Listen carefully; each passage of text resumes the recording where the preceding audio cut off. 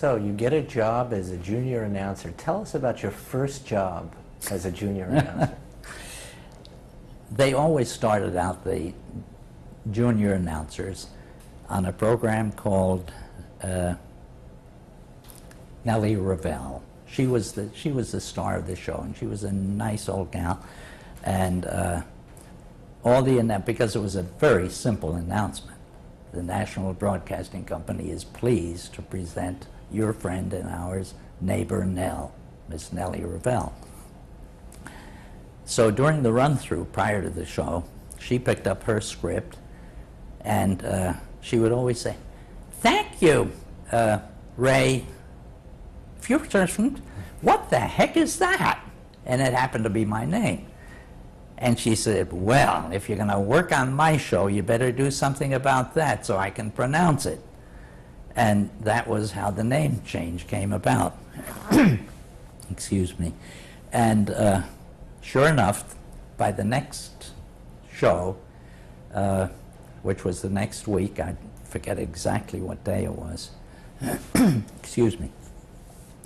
But anyhow, the next, I thought, what the heck am I going to call myself if I say Firestone, which is the translation for Feuerstein from German to English? It'll interfere with my ever getting commercials to do with any tire business. So I remembered that the person who introduced the guides to the tours would always say, "And your guide is Ray Forrester." And it sounded sort of like Forrester to me. And I thought, gee, that sounds pretty fancy and like a good name, but it's too long. Everybody used to say the names have to be short to be on in radio. So I thought, how about Forrest? That sounds elegant and certainly a lot easier than the name that I had. So by the next week, she was able to say, "And thank you, Ray Forrest." And that was how that thing started. What other shows would you do as a junior announcer? Oh, now you got me. I don't know everything. But you did a lot of... I did all the same things I had done before when I was just practicing, all the standby things. I guess one of the most impressive things that I ever did was that NBC had created a marvelous, beautiful symphony orchestra with Arturo Toscanini, which they did from 8H, which was the largest studio they had.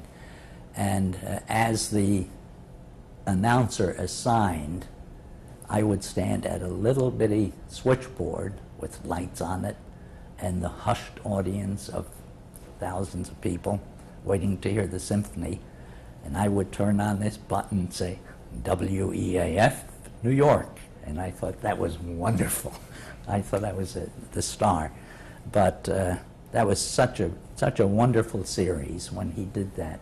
And they sent the invitations out on gorgeous things. Among them, they would send a silk announcement to people who wanted to attend the show. It was terrific. Wasn't there a reason for that, so the paper wouldn't crinkle in the audience, the silk would be quiet? You got me. I don't know, possibly. Do you remember Toscanini behind stage at all? I remember his forerunner, and I can't think of his name offhand, but they hired a very, very good man, a very fine conductor, to get this orchestra into shape. And he worked with him for about a year until everybody knew everything. And when Toscanini arrived, they were top-notch. All I remember was that Toscanini was very, very tough, and that baton occasionally would fly during rehearsals. But that was one of the fun things, and lots of other stuff that I frankly don't recall. Now, as you worked as a junior announcer, did you start to hear more about the television operation? Pat Kelly, who, as I say, was a tough old guy who had 40 announcers under him, both networks, about 20 on the red, 20 on the blue network, the blue network later becoming ABC. And he people would call from W2XBS, the television station, the experimental television station, say, Pat, we need a guy to go out to some remote place, or we need a guy to be host of a studio show or whatever. And it would upset Pat's meticulously done schedule, where he had to keep all these guys in place at the right time. And he finally said, why don't you guys get your own damn announcer? And I've got 6 of them right here, 6 junior announcers, and you can have any one of them for $120 a month. So sure enough, the television station thought, yeah, we can afford that, to have somebody on call that we can use whenever we want them. So they had an audition, Tom Hutchinson, Warren Wade, and a few others, Doc Morton, who was VP, and we all had to appear one by one in front of a camera, and they looked at us all, and word came down that I had won the audition, much to Pat Kelly's relief and my joy, frankly, because I thought, gosh, you know, what a chance. Of course, it meant that they said, you're going to do everything, and we mean everything. So for 3 years, when I started work at the television station, I did every sign-on, every sign-off, all the call letters, every single show that they put on in one form or another, either as a host, as a newscaster, as a remote announcer, whatever they did, I did. And this was from what years now? This is from 1939, the fall of 1939, until 42 when I went to the Army. Now, let me take you back a little bit. Do you recall the experience of the audition itself and being in front of a camera for the first time? It was startling, obviously. I had never been in that studio before, and the lights were very, very strong, but I'll explain that a little later if you want. But it was like all auditions. I was scared to death, tried my best, and tried to be natural, and it worked. How hot was it in that studio? I guess they needed about 3,000 foot candles of light, which anybody who has ever run a camera must realize is a lot of light. Now you can get a picture with a candle or a match with the current stuff, but it was very, very warm. The first big job I got to do was to do a sidewalk interview of the stars who were in New York for Gone with the Wind, for the premiere of Gone with the Wind at the Capitol Theater on 51st and Broadway. And I got to interview the few stars who were in New York, because at the same time the thing was opening in Hollywood. And that was pretty exciting. What did they think of television, and did you have to explain They to them didn't know what it television was. Most of them had no idea. Most, in the early days, very, very few people were familiar with it and knew what the whole thing consisted of. So when they saw you on the street with your TV cameras, did they know what was going on, really? I think most of them may have thought that it was movies, and that they'd be on the next newsreel. So they were receptive to it. Now, I just want to take you back a couple of steps a bit. When Pat Kelly was grabbing TV announcers, were the TV announcers, when he was giving TV announcers over to the television operation, how did the announcers in general feel about it? Did they want to do television? They were also annoyed, frankly, because most of these guys were making a bundle over and above whatever their base salary was, something like $220 a month. But on top of that, most of them had commercials, which is where the real money lay in those days. And if they had to go out to a ballpark or to the horse races or something, it was an annoyance. And the television station took advantage of having some guy that they had there right under their thumb all the time. And there were no commercials in television yet, so there was no money to be made. Not at that time. It was the sign-on, which I wrote down somewhere, but I don't remember exactly, but it was something to the effect, this is W2XBS, an experimental television station, broadcast by the National Broadcasting Company and by authority of the Federal Communications Commission on such and such a channel. And you would sign that on? I would sign it on every time we went on the air for the day. And then in between times, I would give the call letters. Tom Hutchinson realized that I had given the call letters one time from the studio. And he said, "Oh, that's a great idea. Have Ray do this every time we do anything out of 3H. Have Ray on camera doing, this is W2XBS, New York." And he thought that was wonderful. Did you again have a sense of how big this was? Was this a big effort by RCA? Did you have a sense that this is where the future was? I think David Sarnoff deserves immense credit for having put in the money it cost to keep that thing going. I think it ran into the many millions of dollars just to keep this station going and to do all the other experimental things like the first color and things like that. If they had not done, that station did literally everything that was done after the war with unbelievably primitive equipment. And if they didn't do it, they couldn't have done it later. Isn't that the point? They had to put all the money in. I think it would have taken that many years for all the stations, regardless of the fact that suddenly there was an infusion of a huge amount of money after the war. I think it would have taken them a long time to discover all the things that you shouldn't or couldn't do, and which we did in those days with these monster cameras and immense amount of light.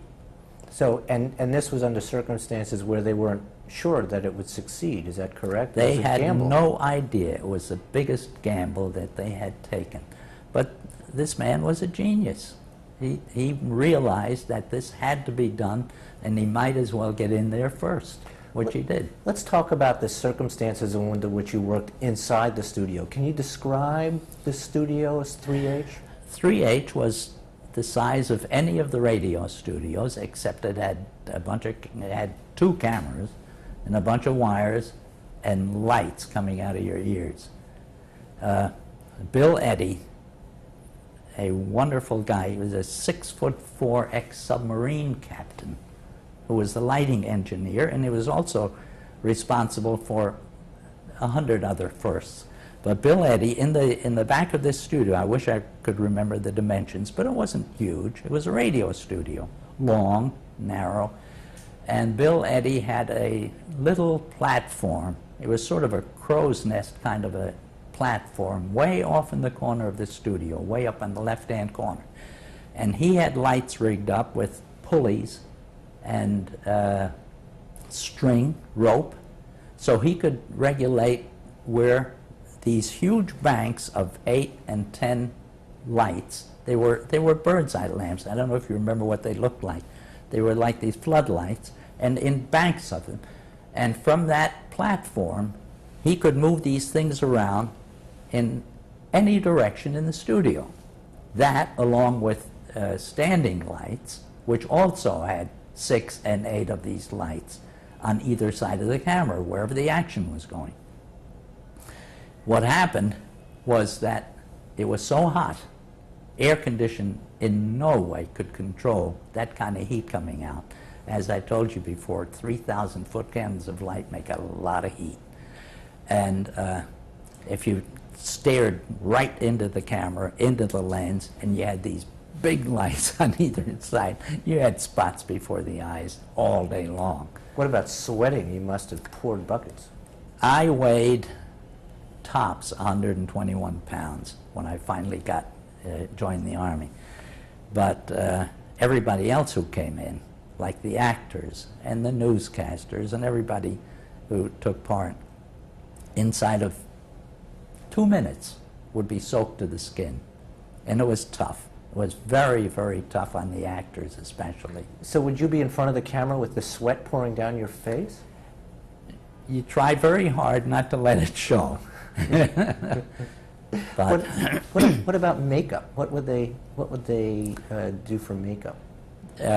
one of the first things I had to do, including makeup, I had to buy a tuxedo, because in those days everybody thought, well, evening had to be full dress. You had to be dressed to appear on anything. So I had to wear a tux. And in addition to the tux, I had to get all my white shirts tinted blue. Because if you wore a white shirt, this thing bloomed, and there were no lines where the shirt stopped and the clothing started. So the blue cut that down. Would you have to wear dark makeup or a certain kind of No, colors? it was, at that time, some outfit came out with, and I think it was Factor, came out with what they called pancake makeup. It was a flat box, and you could take a sponge, a damp sponge, and put this on your face. And that canceled out some of the problems, like beards. That was a especially tough thing. I remember one time when we had a simulcast of a news program with Lowell Thomas. They decided that it would be a good idea to have Lowell Thomas do his radio show from the television studio, which seemed like a splendid idea to everybody except Lowell Thomas, who sat behind the desk. And I said, and Lowell, if you've seen pictures of him, or if you recall, had a very, very dark beard. And this was a very macho guy. He was shorter than I, but he was very macho. He had been through the Himalayas, and he had done Lawrence in Arabia and so forth. And I said, Lowell, if you're going to do this thing, because I introduced him on television before his radio show began. I said, Lowell, you're going to have to put makeup on. He said, makeup? Makeup? On me? And I said, Lowell, if you don't, you're going to look like a poster in the post office looking for a criminal. And he said, all right. And I said, how about if I do it? So I finally wound up having to convince him that his very heavy beard had to be covered with some kind of pancake makeup. And I put this stuff on him. And he finally got used to the idea, realizing that if he didn't, it was going to be terrible. Well, one of the things that happened was that he occasionally would do his radio show from his home in Pauling, New York, if he just didn't feel like coming into New York or whatever. And word came down from above, from Tom Hutchinson or whoever was up there at the time. He said, when Lowell isn't here, have Ray Forrest do the news from 6:45 to 7, which meant he can go up to the press room and tear off the teletype. And at that time, on the teletype would be material that was meant to be read. Not well written, but meant to be read. And I realized after the first 2-3 times that this stuff was awful. It was very stilted, very awful, very announcery. And Lowell, in the meantime, had this very high-priced writer. Paid him a fortune to write this folksy kind of news that Lowell was famous for. So the thought popped into my head that when Lowell wasn't there, I'd go up to his office, which was up on in the 60-something floor in the RCA building. And I said, oh, Lowell's not going to be here. He's going to be in Pauling tonight. So I guess you better give me his script. Nobody asked what I wanted to do with the script. They had no idea. Took the script downstairs, and I thought, gee, this is beautiful. This is wonderful stuff. So all the time that Lowell was on the air reading his copy from Pauling, I was sitting behind the desk reading his copy from the studio. I've never been sued for it. But anyhow, I did the whole deal until the end where he says, so long until tomorrow. And that was fun. What did you say? I said, good night. Was there a news set? Did they have any kind of a news set? No, it was strictly a desk with a monitor nearby. There was always a monitor nearby so that you could have some idea where you were in relationship to the rest of it. Would they use any graphic at all to illustrate any story? I did later, when I did my own news. I had my own news show at some stage, and I would make up my own maps. When the war looked a little trying in the years before we got into it, and I would read maps, I would read newspapers, and do rough sketches of whatever I could find, showing where the action was. And that's what they used for graphics on the news. Yeah. On the show. Now, taking you back to the studio, I imagine one of the problems with the studio that you had to get used to were all the camera cables all over the floor, you know? The cables were monstrous, and you had to watch your step all the time. The people who worked on the show, the set was lighted, as I said, by Bill Eddy, and if it was an afternoon variety show, which we did very often, or if it was an evening show, which could have been either news or variety, and the Friday evening shows were often plays. We actually did a Broadway play that was then running on Broadway and transferred the whole thing against several sets because it did not require an immense amount of action. It was something called When We Are Married with Alison Skipworth, who was a grand old dame of the time. And that was done exactly as it was done on Broadway, except I think we ran it when they were not on the stage. We must have done it at a different time, but generally on Friday evenings we would have actual dramatic productions, and we had almost a group of repertory players. They were similar people who did shows frequently, and they were very used to it. For those actors to get from place to place with I just want to wrap this up with the cables. Was that a problem, going under cameras, over cables, or whatever? A guy named problem for the actors? Jimmy McNaughton was the set designer, and he was a very bright guy, and he made the sets so that they would work around different parts of walls. So if one set started here, the next set would be the following set in line with the story would be over here. So the cameras were always in the back, so that it was possible for them to gravitate from one set to another without ever running into the cameras. So the camera was kind of in the middle and the sets were around the side of the room, and they would simply turn the camera They would turn forward? the cameras, Bill Eddy would turn the lights, and just move from one part to another. I see. Now, how did the actors make the adjustment from Broadway to television? I assume one big problem that they had was on Broadway you screamed to let the people in the back of the audience hear. They got used to that pretty quickly. They realized they were in a confined area and you didn't have to project so that somebody in the balcony could hear you. I don't imagine they used mics in those days on the Broadway stage, but in any case, these people got used to it very fast. There was a lovely lady, and I hesitate to say her name, who appeared on a lot of the shows, like I think Jane Eyre was one of them. And would you believe, she was very young at the time, I must say, and who is still working on a soap today. Isn't that amazing? Wow. And Wow. still looks great. Did they get used, did they have a hard time with the heat, the actors? Yes, they got soaked like everybody else because they were on for a much, much longer period of time.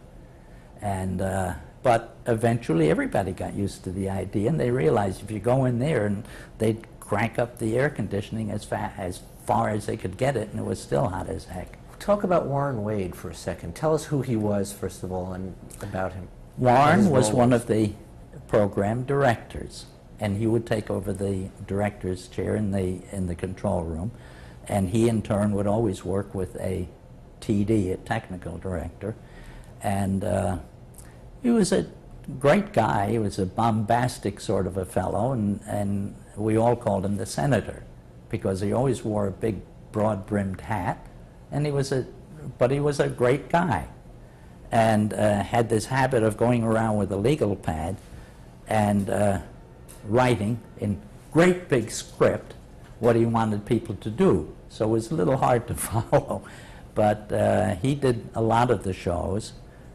Some of the other names that I remember were Tony Bunsman, Fred Coe, who later, after the war, became rather well known. What about Eddie Padula? Is that name? Eddie Padula was also a director, and he was sort of flighty and would demand things that were hard to get, but he later got his break in doing a Broadway show. He did Bye Bye Birdie. I understand that the lights were so hot that there were problems in touching the cameras. Originally, the cameras were painted black because that was a crinkly black, like they did a lot of equipment. And people realized very soon to either stay away from them or touch them and get a blister because they got so hot. So finally some genius thought up the idea of painting them aluminum, which solved the problem overnight, because by painting them all aluminum, they became touchable. One of the people who suffered under the lights was Dinah Shore, right? Oh, dear. Tell me Dinah. about that incident. What happened? This sweet lady, a lot of people used the medium for not a springboard, because they were very busy doing things. She was working on a show with Eddie Cantor at the time and was already a very well-known personality, but she thought she'd like to see what it was like in television. So it was on one of the afternoon shows that Dinah Shore came on for a 15-minute singing set. And she came on, was just as delightful and charming as she always had been, except that no one had told her about the lights and the heat. And she wore makeup, the typical kind of makeup that women use, eyeshadow and mascara and what have you, and started to sing. Pretty soon, all the mascara, everything melted. And this poor girl sang through 15 minutes of songs with mascara dripping down her eyes and obviously hurting terribly, because it gets into your eyes and it stings and is awful. But she finished the entire set of 15 minutes worth of songs with this condition. And we all felt so sorry that nobody had mentioned, you've got to wear something that won't melt. So she did the whole deal, and she was just as sweet as can be about it.